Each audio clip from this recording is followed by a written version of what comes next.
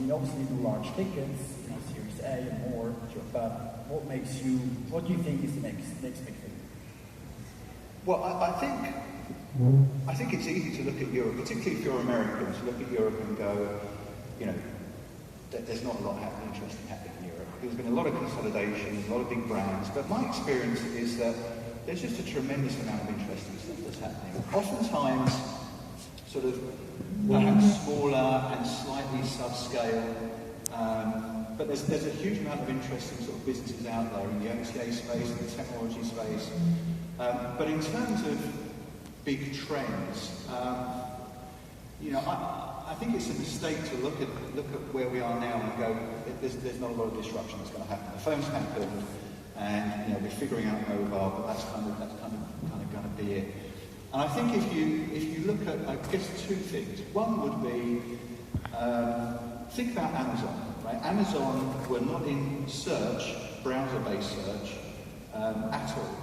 Not at all. So people, they're massive in search, but you know, for items on Amazon and through people typing to Google. And out of nowhere, with Alexa, they're into search. Right now, it's kind of like geeky at the moment, and it's a little bit frustrating, you know. But when you're talking to Alexa and saying, "Hey Alexa, you know, what's the cheapest flight to Miami?" You're in search. And Amazon are getting into search in a big way through voice, and I think that's really, really interesting. So what does that mean to Expedia? Well, it's very. I don't know what it means to Expedia, but it means to Google, and I guess therefore to Expedia. You know, if you're currently playing in Google and you want to be in the top 3 or 4 or the top 3, and you're paying, you know, 10 billion a year between Priceline and Expedia for the privilege, or a lot of that is Google. You know, when you're talking to Alexa, you don't want Alexa to come back and give you 5 flights. Oh, hi, here are the top 5 flights. You just want one. You want the best one. So it means a lot for Google's business model. It probably means a lot in the medium term for how OTAs get distributed too. But I also think that social messaging in particular is going to be pretty disruptive too. You know, although yesterday in my opening speech I said Facebook and Snapchat and Instagram, you know, have the potential to, just picking up on that heavy disrupting travel distribution.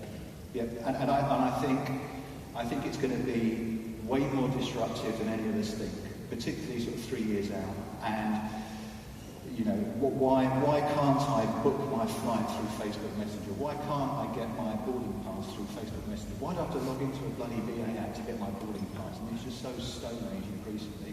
And also, it's not the way the world works these days. You know, everything, a lot of it's done through Messenger. And again, that Facebook is using Messenger as a platform to actually start intermediating itself in how people book. But more importantly, inside Facebook, you know, some of these businesses that are sort of advertising holidays in Facebook and getting people to like them and building businesses off the back of that, and are thinking that Facebook aren't going to monetize that, you know, they're wrong. So at some point, Facebook also will start figuring out how to do travel.